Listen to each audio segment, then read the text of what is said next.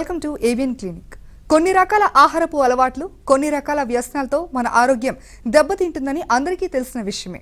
అది అన్నిటికీ అనర్థమే అని తెలిసినా కొన్ని తప్పనిసరి అనేలా మన జీవనశైలిని కాలానికి అనుకూలంగా మార్చుకోవడమే ఇందుకు కారణమని చెప్పక తప్పదు. ముఖ్యంగా మన ఆరోగ్యాన్ని కాపాడుకోవాలంటే కాలేయానికి ఉండే ప్రాముఖ్యత ఏంటో తెలుసుకోవాలి. వరల్డ్ లివర్ డే సందర్భంగా Apollo hospital doctor Polavarapu Naveen మనతో పాటు ఉన్నారు. వారితో మాట్లాడదాం. హలో అండి, welcome to avian clinic. So బాడీలో లివర్ ఫంక్షన్ ఎలా ఉంటుంది అంటారు అసలు ఇన్ జనరల్? లివర్ అనేది ఒక పెద్ద కెమికల్ ఫ్యాక్టరీ అండి. సో మన లివర్ చాలా ఫంక్షన్స్ చేస్తుంటుంది బాడీలో. ఆల్మోస్ట్ ఒక 500 నుంచి 600 పైన ఫంక్షన్స్ లివరే చేస్తుంటుంది. In fact it's the largest organ of the body.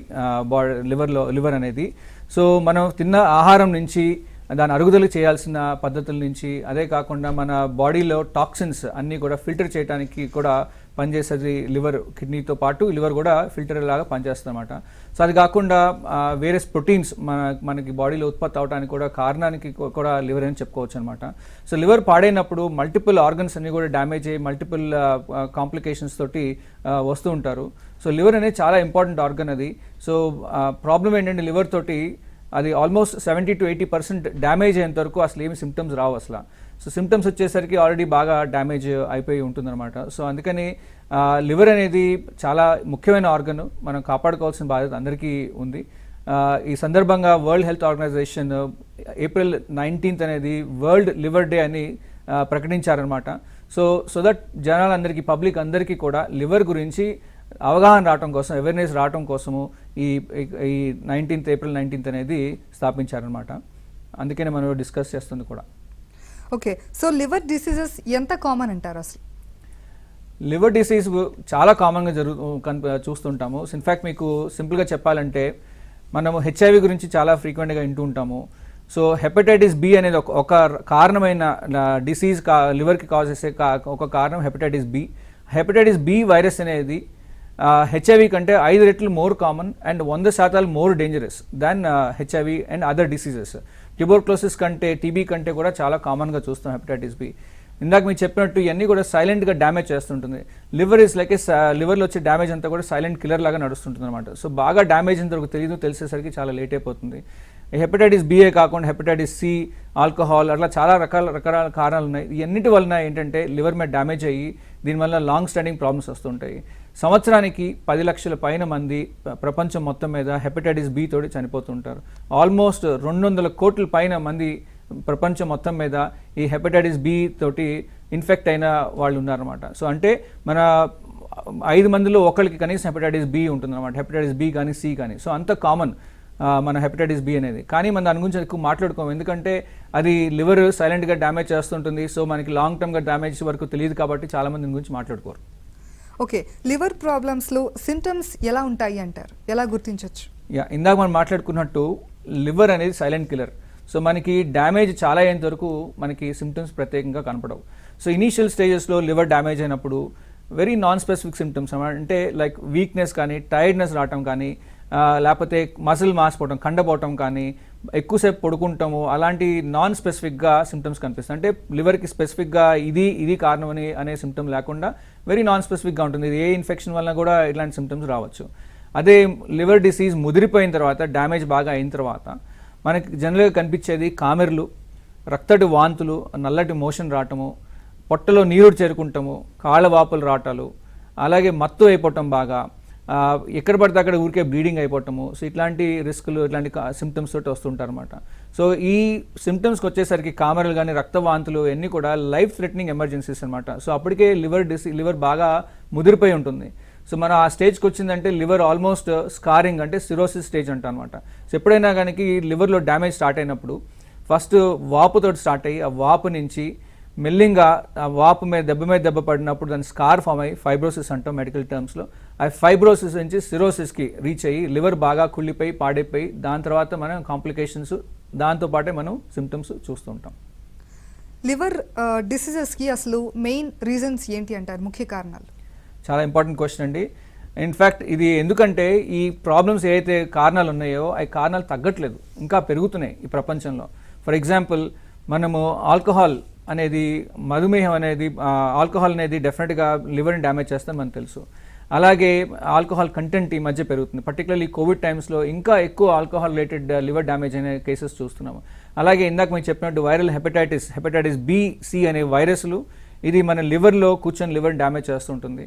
అలాగే అది కాకుండా ఇంకా బిగ్గర్ ప్రాబ్లం ఏం చూస్తున్నామంటే ఈ మధ్యకాలంలో ఫ్యాటీ లివర్. ప్రతి ఒక్కరికి ఫ్యాటీ లివర్ కానీ చూస్తున్నాం ఈ మధ్య. ఈ ఫ్యాటీ లివర్ తోటి ఏంటంటే లివర్లో కొవ్వు చేరుకొని లివర్ని డ్యామేజ్ చేస్తూ దాన్ని ఇంకా ఇందాక మనం మాట్లాడుకున్నట్టు ఆ ప్రాసెస్లో స్కార్ ఫామ్ అయ్యి సిరోసిస్కి రీచ్ అయ్యే స్టేజ్కి వెళ్తున్నాయి అనమాట. అండ్ ఇంకా వరింగ్ థింగ్ ఏంటంటే చైల్డ్హుడ్ ఒబేసిటీ బాగా పెరుగుతుంది. సో అంటే చిన్నపిల్లల్లో ఒబేసిటీ అనేది చాలా ఎక్కువ చూస్తున్నాం. ఆల్మోస్ట్ 20% చైల్డ్హుడ్ ఒబేసిటీ చూస్తున్నాం ఈ రోజుల్లో. వీళ్ళు పెద్ద అయ్యే కొందికి ఆబ్వియస్లీ అడల్ట్ ఒబేసిటీలోకి వెళ్ళి ఈ రిస్క్ ఫ్యాక్టర్స్ ఫ్యాటీ లివర్ తోటి వచ్చే ప్రాబ్లమ్స్ తోటి వస్తుంది. అండ్ పర్టికులర్లీ పీపుల్కి డయాబెటీస్ ఉన్న వాళ్ళకి, అంటే మధుమేహం ఉన్న వాళ్ళకి, బ్లడ్ ప్రెషర్, కొలెస్ట్రాల్ ప్రాబ్లమ్స్ ఉన్న వాళ్ళకి, పొట్ట ఒబేసిటీ ఉన్న వాళ్ళకి ఈ ఫ్యాటీ లివర్ అనేది చాలా ఈజీగా వచ్చేస్తుంది. దాంతో లాంగ్ టర్మ్ కాంప్లికేషన్స్ వస్తాయి. ఈ మనకి 3 ముఖ్యమైన కారణాలు. అవి కాకుండా లివర్ డ్యామేజ్ చేయడానికి ఆల్మోస్ట్ 100 పైన అదర్ కారణాలు కూడా ఉన్నాయి. ఫర్ ఎగ్జాంపుల్ మన బాడీలో ఉండే సోల్జర్స్, మన ఇన్ఫెక్షన్ని ఫైట్ చేసే సోల్జర్స్ మన లివర్నే బయట ఆర్గన్ అనుకొని దాన్ని డ్యామేజ్ చేయొచ్చు. దాన్ని ఆటోఇమ్యూన్ ప్రాసెస్ అంటాం. అలాగే ఎక్సెస్గా ఐరన్ డిపాజిట్ అయినా, కాపర్ డిపాజిట్ అయినా, అలా బోల్డ్ అని కారణం లివర్ మీద డ్యామేజ్ అయ్యి లివర్ సిరోసిస్కి రీచ్ అవడానికి. ఓకే, కాల్ తీసుకుందాం అండి. రమా గారు. హలో, డాక్టర్ నవీన్ గారు ఉన్నారు, మీ సమస్యను చెప్పండి. ఇది ఫ్యాటీ లివర్ పరిస్థితి చేశాను. ఎందుకు వస్తుంది అలాగా? ప్రాబ్లమ్స్ తెలుసుకున్నాను. నమస్తే అండి. ఫ్యాటీ లివర్కి మెయిన్ కారణాలు మన లైఫ్ స్టైల్ అనండి. మన హెల్దీ డైట్ తీసుకోకుండా ఉన్నప్పుడు జనరల్గా, అండ్ ఎక్సర్సైజ్ చేయకుండా, అండ్ పర్టికులర్లీ డయాబెటీస్, షుగర్ వ్యాధి, బ్లడ్ ప్రెషర్, కొలెస్ట్రాల్ ఉన్న వాళ్ళకి ఇలాంటి ప్రాబ్లమ్స్ ఎక్కువ చూస్తుంటాం అనమాట. అంటే ఫ్యాట్ వెళ్ళి లివర్లోకి డిపాజిట్ అయ్యి మన ఆల్కహాల్ కానీ ఈ హెపటైటిస్ కానీ ఎట్లా లివర్ని డ్యామేజ్ చేస్తుంది, అట్లాగే ఫ్యాట్ కూడా లివర్ని డ్యామేజ్ చేస్తుంటుంది. సో మన లైఫ్ స్టైల్ మోడిఫికేషన్స్ చాలా ఇంపార్టెంట్. ఎక్సర్సైజ్, హెల్దీ డైట్ తీసుకుంటేనే చాలా ఇంపార్టెంట్. అలాగే డయాబెటీస్, బ్లడ్ ప్రెషర్ ఉన్న ప్రాబ్లమ్స్ అన్ని కూడా స్ట్రిక్ట్గా కంట్రోల్లో పెట్టుకోవాలి. అన్ని కూడా మరి కాల్ తీసుకుందాం అండి. రమేష్ గారు. ఫైన్. సో లివర్కి సంబంధించి ఎటువంటి ఇన్వెస్టిగేషన్స్ అవసరం అంటారు? So very good question again అండి. ఎందుకంటే లివర్ మనకి ఇందాకే చెప్పాను, మళ్ళీ చెప్తున్నాను, సైలెంట్ కిల్లర్. మనకి చాలా సివియర్గా డ్యామేజ్ అయిన వరకు ఏమి సిమ్టమ్స్ ఇవ్వవు. సో అందుకనే తెలిసేసరికి ముదిరిపోతుంది, లేట్ అయిపోతుంది. కాబట్టి ముందే మన జాగ్రత్తలు తీసుకొని మనం పరీక్షలు చేసుకోగలిగితే మనం దాన్ని గ్రహించి మనం దాన్ని సాల్వ్ చేయొచ్చు. చాలాసార్లు మా దగ్గర పేషెంట్కి యాన్యువల్ చెకప్లో జస్ట్ రొటీన్గా బ్లడ్ టెస్ట్ చేయించుకున్నప్పుడు దాంట్లో ఫ్యాటీ లివర్ వచ్చిందనో, లేకపోతే కనుక లివర్ ఎంజైమ్స్ పెరిగినాయి, లివర్ మీద ఒత్తిడి పడుతుందనో, లేకపోతే కనుక హెపటైటిస్ బి కనుక్కున్నారనో, హెపటైటిస్ సి కనుక్కున్నారనో వస్తుంటారు అనమాట. సో ఇలాంటి ఎర్లీ స్టేజెస్లో ఉన్నప్పుడు కనుక మనము ఇన్వెస్టిగేషన్ కనుక చేసి మనం దాన్ని కనుక నిర్మూలించగలిగితే కనుక ఫర్దర్గా ప్రోగ్రెస్ అవ్వకుండా, డ్యామేజ్ అవ్వకుండా మనము కాపాడుకోగలుగుతాము. సింపుల్ లివర్ ఫంక్షన్ టెస్ట్, అలాగే హెపటైటిస్కి సింపుల్ బ్లడ్ టెస్టే, అండ్ ఒక స్కాన్ చేస్తే మనకి లివర్ గురించి డీటెయిల్స్ అన్నీ తెలిసిపోతాయి. సో అందుకని నిర్లక్ష్యం చేయకుండా ప్రతి ఒక్కళ్ళు యాన్యువల్ చెకప్ చేసుకుంటూ దాంట్లో లివర్ టెస్టులు అండ్ అల్ట్రాసౌండ్ చేయించుకుంటే మనం లివర్ని కాపాడుకోగలుగుతాం. ఎందుకంటే ఇందాక మనం చెప్పిన కారణాలన్నీ కూడా మనం చేతులారా తెచ్చుకున్న కారణాలే. మనం దాన్ని మళ్ళీ రివర్స్ చేసుకుంటే మనకి లివర్ని మనం సేఫ్గా మనమే కాపాడుకోగలుగుతాం. అది మన చేతుల్లో ఉంది, అది మన బాధ్యతది. సో అందుకనే మీరు రెగ్యులర్గా చెకప్ చేయించుకొని ఈ ప్రాబ్లమ్స్ ఉంటే కనుక నెగ్లెక్ట్ చేయకుండా వచ్చి లివర్ స్పెషలిస్ట్ కానీ గ్యాస్ట్రోంటరాలజిస్ట్ కానీ కలవండి. లివర్కి సంబంధించి ఎటువంటి ట్రీట్మెంట్స్ ఉన్నాయంటారు అందుబాటులో? సో ఇందాక మనం మాట్లాడుకున్నట్టు ఫస్ట్ మోస్ట్ ఇంపార్టెంట్ ట్రీట్మెంట్ ఈ కారణాలు ఏమున్నాయి దాన్ని మనం నిర్మూలించాలి. That is the first treatment in liver diseases దాంట్లో. సో అది కాకుండా లివర్ సిరోసిస్కి వచ్చి కాంప్లికేషన్స్ డెవలప్ అయినప్పుడు, ఫర్ ఎగ్జాంపుల్ రక్తపు వాంతులు, నల్లటి మోషన్ అట్లా అయితే కనుక, అంటే it's nothing but internal bleeding. బాగా లివర్ చుట్టూ ఉండే నరాల్లో ప్రెషర్ బాగా పెరిగిపోయి చిట్లిపోయి బ్లీడింగ్ అవుతుంటారు అనమాట. సో అలాంటప్పుడు సే లైఫ్ థ్రెటనింగ్ ఎమర్జెన్సీ, వాళ్ళకి మేము చిన్న కెమెరా నోట్లోంచి వేసి ఎండోస్కోపీ అంటాము చేసి ఎక్కడి నుంచి అయితే బ్లీడింగ్ అవుతుందో చూసి దాన్ని ఆపడానికి ట్రీట్మెంట్ చేస్తాము. అలాగే కొన్ని మందులు, ఇంజెక్షన్స్ కూడా ఉంటాయి, దాంతో మనం కంట్రోల్ చేయొచ్చు. అలాగే పొట్టలో నీరుడు కనుక డెవలప్ అయితే నీరు ట్యాబ్లెట్లు ఇవ్వటాలు, డైటరీ మోడిఫికేషన్స్ కొన్ని చేస్తూ రెగ్యులర్గా మానిటర్ చేసుకుంటూ కిడ్నీ మీద ఒత్తిడి పడకుండా మనము జాగ్రత్తలు తీసుకొని మనం లివర్ని స్టెబిలైజ్ చేయొచ్చు. అలాగే మనకి మత్తు అయిపోతున్న, డ్రౌజీగా ఉంటాం, రాత్రిపూట మెలుకొని పొద్దునపూట పడుకుంటాం, అట్లాంటి కాంప్లికేషన్స్ కూడా వస్తారు. అలాంటి వాళ్ళకి మనము టాక్సిన్స్ బ్రెయిన్కి వెళ్ళకుండా తగ్గించడానికి కూడా ట్రీట్మెంట్ వాడచ్చు. ఈ మెడికల్ ట్రీట్మెంట్ చాలా వరకు పనికొస్తుంది ఇలా కాంప్లికేషన్స్ సిరోసిస్కి వచ్చిన వాళ్ళకి. కానీ కొంతమందికి మాత్రము ఈ మెడికల్ ట్రీట్మెంట్ కూడా సరిపోదు. సో అలాంటి వాళ్ళకి పరిస్థితులకి వాళ్ళకి మనము లివర్ ట్రాన్స్ప్లాంట్ అనేది సజెస్ట్ చేస్తాం. సో లివర్ ట్రాన్స్ప్లాంట్ అనేది ప్రతి ఒక్కరికి చెప్పము. ఈ మెడికల్ ట్రీట్మెంట్ ఫెయిల్ అయిన వాళ్ళకి, క్వాలిటీ ఆఫ్ లైఫ్ సరిగా లేదు, వాళ్ళ ఇంకా బాగా డిటోరేట్ అయిపోతున్నారు అన్న వాళ్ళకే మనము లివర్ ట్రాన్స్ప్లాంట్ అనేది సజెస్ట్ చేస్తాం. మరి కాల్ తీసుకుందాం అండి. శిరీష గారు, శిరీష గారు మేడం డాక్టర్ గారు ఉన్నారు, మాట్లాడండి. మేడం డాక్టర్ గారు ఉన్నారు, మాట్లాడండి. Thank you ma'am. సార్ నమస్తే సార్. నమస్తే అండి. సార్ మా హస్బెండ్ హెపటైటిస్ బి వైరస్ ఉంది. ఓకే, హలో, యా చెప్పండి, వింటున్నాను. హెపటైటిస్ బి వైరస్ ఉంది సార్. రైట్. తను ఎక్కువ డ్రింక్ చేస్తూనే ఉంటారు. ఓకే, దానివల్ల ఏమైనా ఎఫెక్ట్ ఉందా సార్? అంటే కడుపు ఉబ్బరంగా ఉంది బాగా ఫుల్గా. ఓకే. సో అమ్మ హెపటైటిస్ చెప్పండి. సార్ మా వారికి ఎన్నిసార్లు చెప్తున్నా తాగొద్దు అని చెప్తున్నా తాగుతూనే ఉంటారు. దానివల్ల ఏమైనా ప్రాబ్లం ఉందా సార్? అమ్మ ప్రాబ్లం అయితే ఉంది ఆబ్వియస్లీ, మీరు చెప్పిన దాని ప్రకారం అయితే కనుక. హెపటైటిస్ బి అనేది వైరస్ ఇందాక మనం మాట్లాడుకున్నట్టు లివర్ని క్రమేణా డ్యామేజ్ చేస్తుంటుంది. అలాగే దానిపైన మనం ఆల్కహాల్ కూడా తీసుకుంటూ ఉంటే కనుక ఏమవుతుందంటే అప్పుడు 1+1=2లో కాకుండా ఆల్మోస్ట్ 22 టైమ్స్ ఎక్కువ డ్యామేజ్ అయిపోతుంటుంది. సో అంటే ఈ దెబ్బ మీద దెబ్బ విపరీతంగా దాని మీద ఇంకా ఎక్కువ డ్యామేజ్ అవుతుంటుంది. సో డెఫినెట్గా ఈ ఇందాక మనం మాట్లాడుకున్నట్టు ఈ 2 డిసీజ్ అని కంట్రోల్ చేసుకోవాలి.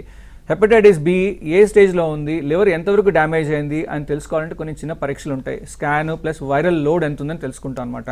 సో వైరస్ కనుక యాక్టివ్గా ఉండి లివర్ని డ్యామేజ్ చేస్తుంటే మాత్రం మంచి మందులు ఉన్నాయి దీన్ని కంట్రోల్ చేయడానికి, అదుపులో పెట్టడానికి, లివర్ని డ్యామేజ్ అవ్వకుండా చూసుకుంటానికి.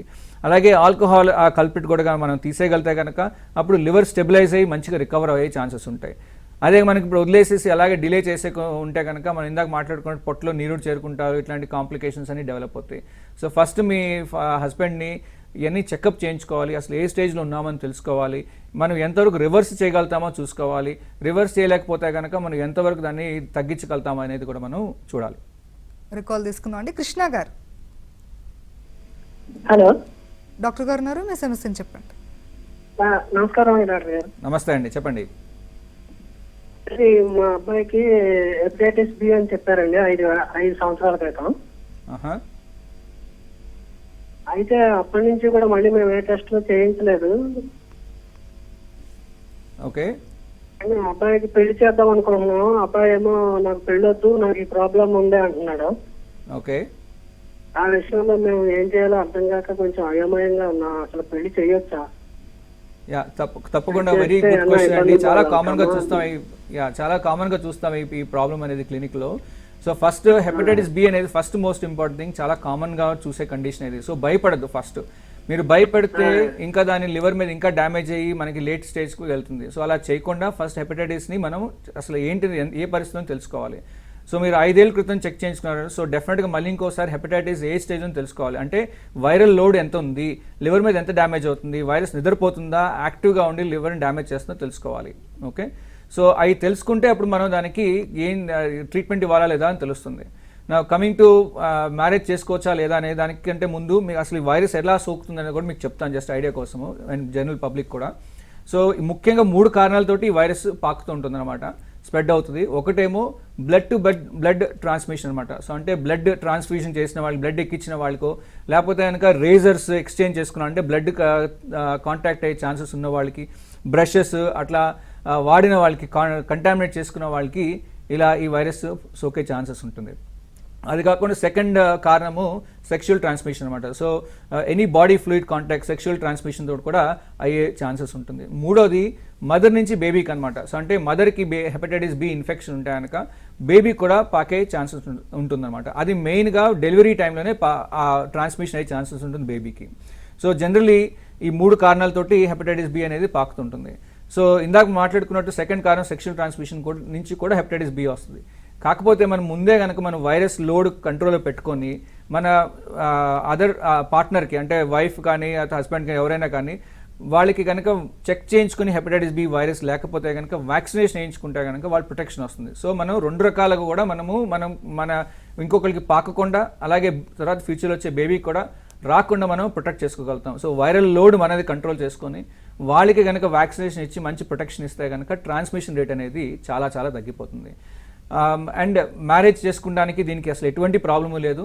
కానీ మన బాధ్యతగా మనం ఇంకొకళ్ళు కూడా తీసుకునే వాళ్ళు కూడా ఎవరైతే వస్తున్నారో వాళ్ళకు కూడా చెప్పి ఇలా ఉందండి, కానీ ఈ ప్రికాషన్స్ ఉన్నాయండి, ఒకవేళ మీకు వాళ్ళకైనా డౌట్లు వస్తే కనుక తప్పకుండా డాక్టర్ తీసుకోండి, మేము అన్నీ ఎక్స్ప్లెయిన్ చేస్తాం అని.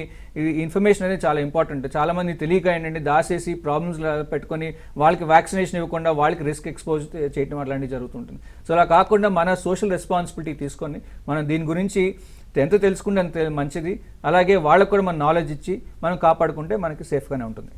మరి కాల్ తీసుకుందాం అండి. రవిచంద్ర గారు, హలో డాక్టర్ గారు ఉన్నారు, మాట్లాడండి. హలో హలో అండి, చెప్పండి. Sir good morning sir. Good afternoon sir doctor గారు. గుడ్ ఆఫ్టర్నూన్ అండి, చెప్పండి. సార్ ఏం లేదు సార్, ఇది హెపటైటిస్ జిటినస్ అని ఉంది కదా సార్, దానికి ఎలా sir, what type of precautions you have to take sir? అంటే హెపటైటిస్ డిసీజెస్ అంటే ఏంటి మీ ఉద్దేశంలో? అంటే వైరస్ అనా? డైరెక్ట్గా ఫోన్లో మాట్లాడండి. Call cut. ఓకే సరే, హెపటైటిస్ డిసీజ్ అనేది మనం మాట్లాడుకున్నట్టు ఇవన్నీ కూడా కామన్ చాలా రీజన్స్ ఉన్నాయి, ఇందాక మనం డిస్కస్ చేసినట్టు. సో అసలు కారణం ఏంటని తెలుసుకుంటే దాన్ని బట్టి మనం స్పెసిఫిక్గా దానికి ట్రీట్మెంట్ ఇవ్వచ్చు అనమాట. ఓకే, సో లివర్ ట్రాన్స్ప్లాంటేషన్ ఎంతవరకు సేఫ్ అంటారు అసలు? లివర్ ట్రాన్స్ప్లాంటేషన్ గురించి మనం మాట్లాడుకుంటే ఒక 40 ఏళ్ళ క్రితం కనుక మన లివర్ ట్రాన్స్ప్లాంట్ గురించి ఆలోచించుంటే కనుక అంత సేఫ్ ఆపరేషన్ కాదు అని అనుకునేవాళ్ళం అనమాట. కానీ ఈ మధ్య కాలంలో there are so many advance techniques and treatments which are available liver ట్రాన్స్ప్లాంట్కి. ఇది ఆల్మోస్ట్ ఒక కామన్ ఆపరేషన్ టైప్లో అయిపోయింది. మనం తెలుసుకోవాల్సింది ఏంటంటే first important thing, liver transplant ప్రతి పేషెంట్కి, లివర్ డిసీజ్ ఉన్న ప్రతి పేషెంట్కి మనం సజెస్ట్ చేయము. ఎప్పుడైతే కనుక లివర్ బాగా సిగ్నిఫికెంట్గా డ్యామేజ్ అయిపోయింది, వీళ్ళ లైఫ్ ఎక్స్పెక్టెన్సీ ట్రాన్స్ప్లాంట్ చేయకపోతే కనుక నెక్స్ట్ 1 yearలో 50% కంటే ఎక్కువ బతకని ఛాన్సెస్ ఎక్కువ ఉన్నాయి, అంత బాగా కుళ్ళిపోయి దానివల్ల ముదిరిపోయి కాంప్లికేషన్స్ డెవలప్ అవుతున్నాయి అనుకున్న వాళ్ళకే మనము లివర్ ట్రాన్స్ప్లాంట్ సజెస్ట్ చేస్తాం. లివర్ ట్రాన్స్ప్లాంటేషన్కి దేర్ ఆర్ యూనివర్సల్గా అంటే వరల్డ్ వైడ్ ప్రపంచవ్యాప్తంగా కొన్ని స్కోరింగ్ సిస్టమ్స్, అంటే స్టాండర్డైజ్డ్ స్కోరింగ్ సిస్టమ్స్ ఉంటాయి. సో ఆ స్కోరింగ్ సిస్టమ్స్ చూసుకునే ట్రాన్స్ప్లాంట్ సెంటర్స్ అన్నీ కూడా, హై వాల్యూమ్ ట్రాన్స్ప్లాంట్ సెంటర్స్ అన్నీ కూడా ఈ స్కోరింగ్ సిస్టమ్స్ పట్టే చూసుకొని, ఓహో వీళ్ళకి అవసరం అవుతుంది, వీళ్ళకి కొంచెం ఆగచ్చు, వీళ్ళకి మందులు మెడికల్ ట్రీట్మెంట్ ఇచ్చినా కూడా మనం స్టెబిలైజ్ చేయగలుగుతాము అనేది మనము ట్రీట్మెంట్ ప్లాన్ అనేది చేస్తాం అన్నమాట. సరే, లివర్ ట్రాన్స్ప్లాంట్ చేయించుకున్న వాళ్ళకి ఎలా ఉంటుంది అంటే కనుక ఈ మధ్య కాలంలో మంచి మందులు వచ్చినాయి. సో అంటే లివర్ రిజెక్ట్ అవ్వకుండా ఉండడానికి మంచి మందులు ఉన్నాయి. అలాగే పేషెంట్ సెలెక్షన్ మంచిగా కరెక్ట్గా చేయగలుగుతున్నాము ఈ మధ్యకాలంలో. అండ్ సర్జికల్ టెక్నిక్స్ పెరిగినాయి, state of the art machines తోటి అండ్ స్కిల్ సెట్ తోటి మంచి అవుట్కమ్స్ వస్తున్నాయి, అంటే మంచి సక్సెస్ రేట్ వస్తున్నాయి. అదే కాకుండా పోస్ట్ ఆప్ కేర్ అంటే ఐసీయూ కేర్ కూడా బాగా మంచిగా పెరిగింది. అండ్ ఇన్ఫెక్షన్ రిస్క్ మనకి తగ్గింది. ఇవన్నీ కూడా చేయటం వలన so liver transplant has become a very successful operation.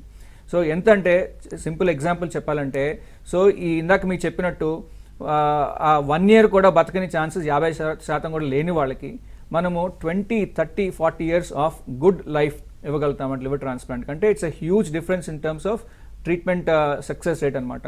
So almost అంటే మనము దాని సక్సెస్ రేట్ ఎట్లా మాట్లాడుకుంటామంటే 1 year తర్వాత ఇందాక 50% కంటే ఎక్కువ బతికిన వాళ్ళు ఇప్పుడు వాళ్ళు 95 నుంచి 98% బతికే ఛాన్సెస్ ఉంటాయి అన్నమాట వాళ్ళకి. అలాగే 20 years 30 years తర్వాత కూడా ఆల్మోస్ట్ 70 to 80% బతికిన వాళ్ళు కూడా ఉన్నారు. అలాగే పీడియాట్రిక్ పాపులేషన్ అంటే చిన్నపిల్లలు కూడా ట్రాన్స్ప్లాంట్ చేస్తుంటాం. సో అంటే 5 కిలోల బేబీకి 4 కిలోల బేబీ వాళ్ళు లైఫ్ అంటే మనం ఎట్లా నార్మల్ లైఫ్ లీడ్ చేస్తామో, సో అంటే వాళ్ళు స్కూల్కి వెళ్ళటం నుంచి, వాళ్ళ స్టడీస్ నుంచి, వాళ్ళ ఫిజికల్ యాక్టివిటీ నుంచి, వాళ్ళ ఫ్యామిలీ లైఫ్ నుంచి, రీప్రొడక్షన్ నుంచి అంటే పిల్లలకి కానీ వాళ్ళ పిల్లలకి కానీ వృద్ధాశ్యం అంటే ఎల్డర్లీ అయ్యేంత వరకు కూడా ఏమీ ప్రాబ్లం లేకుండా అదే లివర్ తోటి మనము ముందుకి కాపాడుకుంటూ వెళ్ళొచ్చు. So liver transplant is a very successful operation. ఎవరికి అవసరమైతే వాళ్ళకి చేయించాల్సి వచ్చినప్పుడు మాత్రం నిస్సంకోచంగా హై వాల్యూమ్ సెంటర్స్లో మటుకు సక్సెస్ ఉన్న ట్రాన్స్ప్లాంట్ సెంటర్స్లో చక్కగా చేయించుకోండి, లైఫ్ చాలా బాగుంటుంది. మరి కాల్ తీసుకుందాం అండి. అంజుబాబు గారు. హలో, డాక్టర్ గారు ఉన్నారు, మాట్లాడండి. హలో అండి, గుడ్ ఆఫ్టర్నూన్ అండి.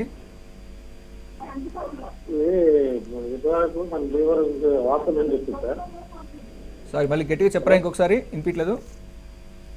ఎవరు అప్పు మేము చెప్తారు 6 నెలల కిందట లివర్ వాపు ఉందని చెప్పారు. ఓకే, నల్గొండ చూపిస్తున్నా సార్. అది నాకు అర్థం కావట్లేదు. లివర్ వాపు సార్ ఇంకొకసారి చెప్పండి. హలో, చెప్పండి. లివర్ వరకు వినిపిస్తుంది, దాని తర్వాత అర్థం కావట్లేదు. ఇది ఇటువరకు లివర్ చూపించుకున్నా నల్గొండలో. ఓకే ఆపు అని చెప్పి మెడిసిన్ ఇచ్చిండు. ఓకే మళ్ళా ఇప్పుడు జర గుంజుతుంది, కడుపు కూడా ఉబ్బసం అయినట్టు ఆయాసం అయినట్టు ఉంటుంది. ఓకే బయటకు వెళ్ళినా కూడా ఏదో అవుతుంది అన్నట్టు భయం అయినట్టు సొంతం అట్లా అనిపిస్తుంది. ఓకే ఓకే సో పొట్ట ఉబ్బరం వస్తుంది మీకు. ఓకే, సో అయితే ఒకసారి లివర్ స్కాన్ చేయించుకుంటే లివర్ ఎట్లా ఉంది ఏంటి అని తెలుస్తుంది. అలాగే పొట్టలో నీరు అని ఉన్నాయా అన్నీ కూడా తెలుస్తుంది. లివర్లో ఉన్న నరాల్లో ప్రెషర్ అయినా పెరిగిందా కూడా తెలుస్తుంది. సో ఒకసారి చూయించుకుంటే మంచిది. మీకు స్కాన్ చేసి బేసిక్ రక్త పరీక్ష అని సింపుల్ టెస్ట్లో ఒక పూటలో అయిపోతుంది. చేయించుకోగలిగితే కనుక మనకి క్లియర్గా క్లారిటీ వస్తుంది అసలు ఏంటి లివర్లో ఏం ఇబ్బంది నడుస్తుంది అనేది. దాన్ని బట్టే మీకు ఏమైనా ట్రీట్మెంట్ అవసరమైతే మేము డెఫినెట్గా సజెస్ట్ చేయగలుగుతాం. మరి కాల్ తీసుకుందాం అండి. నరసింహరావు గారు, హలో. హలో డాక్టర్ గారు ఉన్నారు, good evening madam. Good evening, మాట్లాడండి. Good evening madam. సార్ నమస్తే సార్. నా పేరు నమస్తే అండి. నమస్తే, చెప్పండి. నాకు హెపటైటిస్ బి ఉందండి. ఆల్మోస్ట్ ఒక 6 years నుంచి ఉంది. ప్రజెంట్ నేను 10 వీక్ మెడిసిన్ వాడుతున్నాను. సారీ, ఏముందన్నారు? హెపటైటిస్ బి ఉంది సార్. Hepatitis B, okay, right. Frequent గా నేను fibrosis and viral load check చేయించుకుంటున్నాను. వైరల్ లోడ్ అయితే 0 వస్తుంది every time. Very good. And fibrosis ఏమో ప్రెసెంట్ 6.4 ఉంది సార్. ఓకే, ఫైబ్రోసిస్ కైనా టెనోవేర్ వాడుతున్నాను sir every day. Very good, very good. But కొంచెం కడుపు ఉబ్బినట్లు అనిపిస్తుంది సార్ నాకు. అది అంత ఎఫెక్ట్ ఏం లేదు కానీ బట్ యాజ్ ఆఫ్ నౌ అదేమన్నా ఇబ్బంది అవుతుందా ఏంటంటే నాకేం ఉబ్బరం లేదు, డైజెషన్ ఇష్యూస్ ఏం లేవు.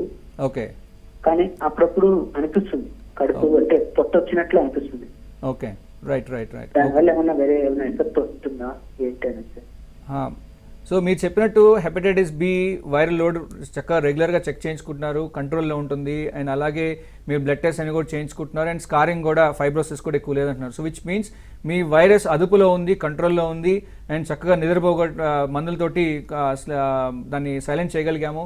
అండ్ లివర్ కూడా బాగానే ఉంది, ఏం ఫంక్షనింగ్ అంతా బాగానే ఉంది. సో కంగారు పడాల్సిన అవసరం లేదు. బట్ ఈ పొట్ట ఉబ్బరానికి కారణాలు ఇంక వేరే ఉన్నాయా అని కూడా ఒకసారి చెక్ చేసుకోవాలి. సో అంటే ఇంకా అల్ట్రాసౌండ్ స్కాన్, ప్రాబ్లీ ఒక చిన్న అల్ట్రాసౌండ్ స్కాన్ అండ్ గ్యాస్ట్రోంట్రాలజిస్ట్ కలిస్తే మీకు ఇంకా క్లారిటీ వస్తుంది. ఇది మీరు చెప్పిన ప్రకారం అయితే మాత్రం లివర్ అయితే కనుక బాగానే పనిచేస్తుంది, వైరస్ కూడా కంట్రోల్లో ఉంది, సో సేఫ్గానే ఉంది. బట్ చెక్ చేయించుకుంటే మంచిది.